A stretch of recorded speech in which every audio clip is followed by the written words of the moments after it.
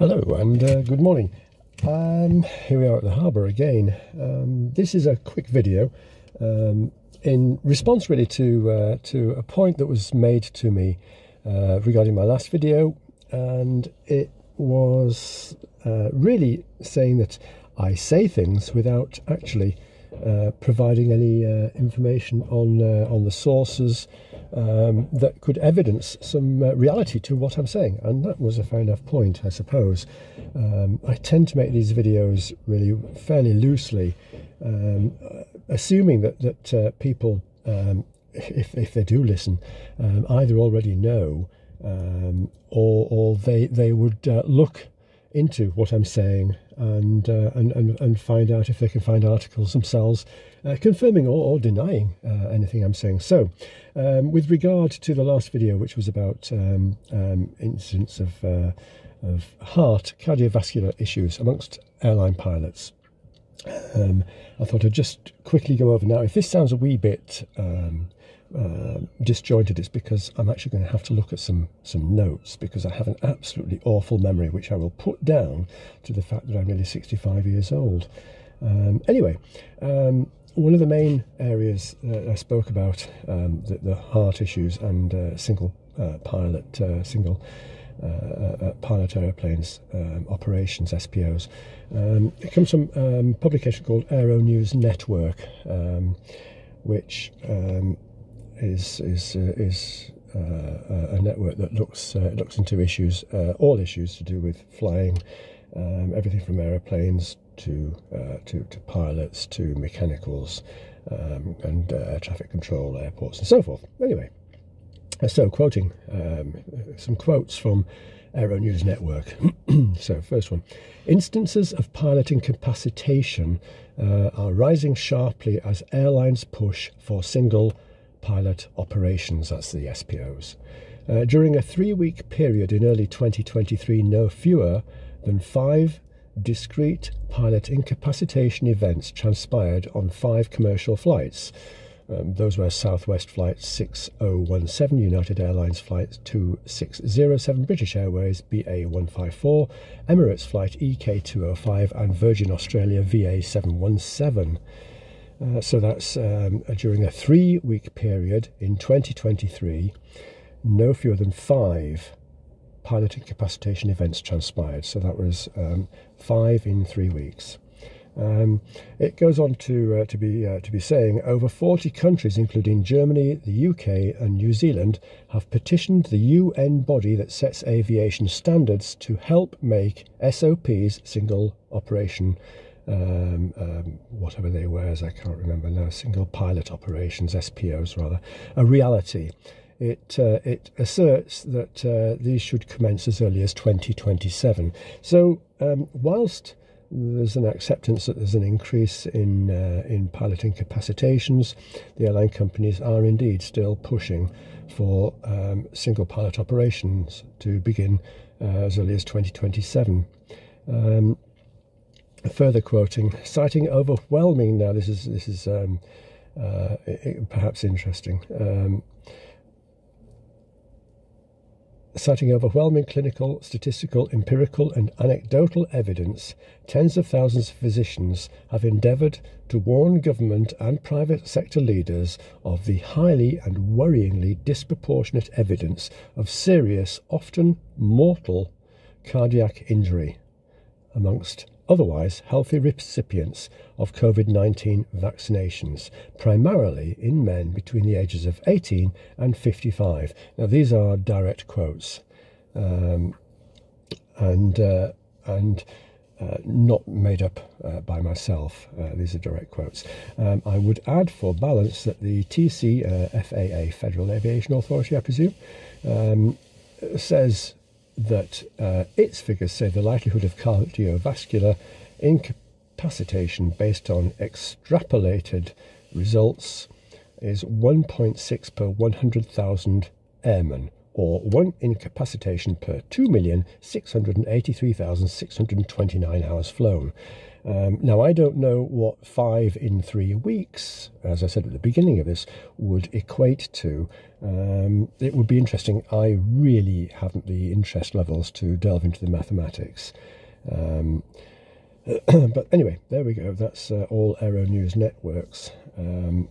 You can see why I well, perhaps understand why I don't really go into the statistics of things particularly, and just kind of leave it to you guys, if you have any interest, to look up the issues for yourselves and see if I basically, I suppose, if I'm talking rubbish or have misunderstood, or if in fact it's correct, if there's any basis to this.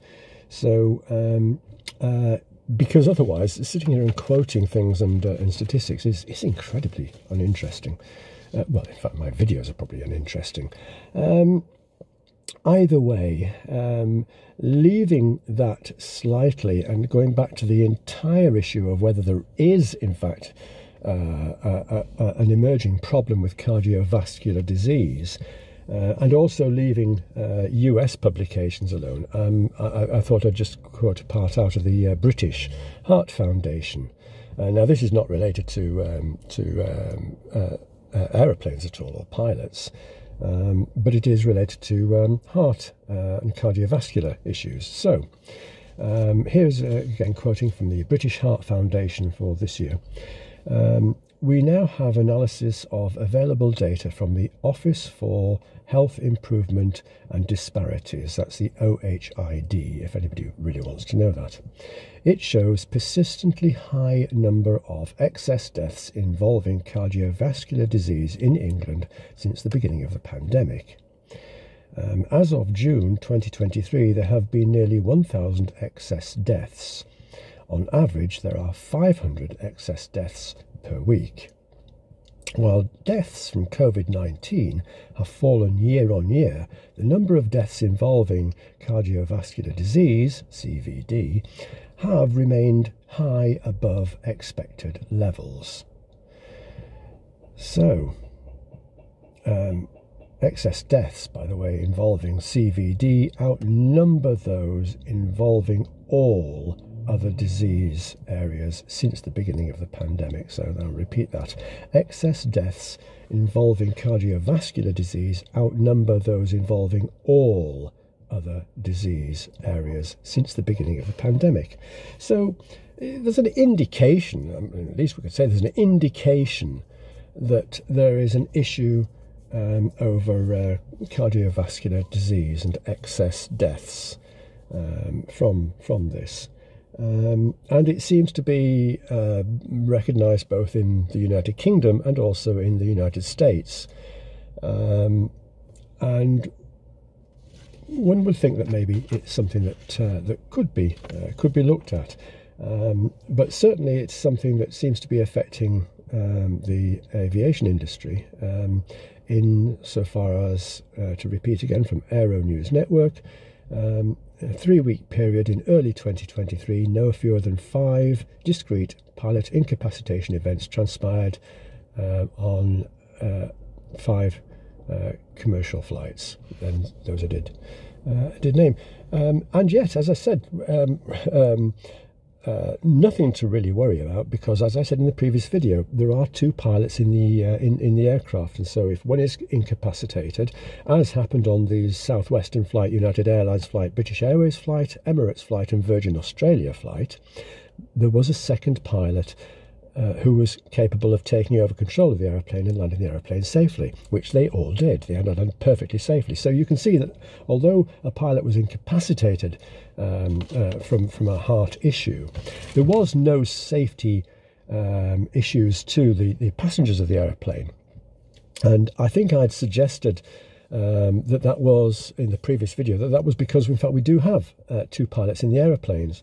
Then I gave, of course, the good news that the airline industry is looking at ways of maintaining low-cost flight travel for people, and so we're looking at the notion, and pushing indeed for the notion of single pilot operation. Now the two sit perhaps not too well together. And perhaps then it's a matter of whether you want safety, or if indeed you think there is an issue of safety. Perhaps you think there isn't one. Or whether you want low-cost air travel at slightly higher risk, if, as I say, there is indeed any risk involved. Personally, as somebody who, as I've said again in the past, as somebody who doesn't actually fly, and haven't since I was 17, it's not particularly an issue to me that in a 3-week period there were 5 incapacitations on international flights. This is not an issue to me. But to those of you who fly regularly, it may be a concern. But as I say, that concern linked with the idea of single pilot operation and the presumably increased risk if that pilot is to be one of those who is incapacitated. Well, there isn't a second pilot then, is there, to take over, which you would think would increase risk or likelihood of fatal accident. But you may consider that the risk is so small that it weighed against low-cost air travel is a risk worth taking. That would be, I suppose, something for you to answer for yourself. Anyway, that was it. A short video just to explain the sources. Again, it's not exactly in depth. I really want to avoid in-depth analysis and would much prefer to carry on, assuming that those of you who do listen to these videos are at least partially informed. Perhaps in many cases you're better informed than I am, actually, but also that you're well capable of listening to something that I might say and thinking, oh, I didn't know that, I'm going to have a look, and searching it out for yourself. I'd much prefer to carry on that way. You're certainly at least as equally capable and clever as I am, and I would expect quite possibly more so. So anyway, it's been a pleasure. I will return to not being too in-depth. I might in future videos, if I do state things, I will maybe try and give some information of where my sources are. I absolutely have no idea at all how to include in the video these kind of link things, I don't know what they're called, to articles that I may have looked at. I honestly have no idea how to do it, which is why the videos that you see are simply of an object, like in this case a coastal freighter over there that's either being loaded or unloaded, not sure which, because I have no idea how to edit videos either. And so I simply point my tablet, it's a Samsung tablet I think it is, yes, I simply point it at something, press play and start talking, and if I make a mistake, well, either the mistake gets included or I have to scrub that and start all over again.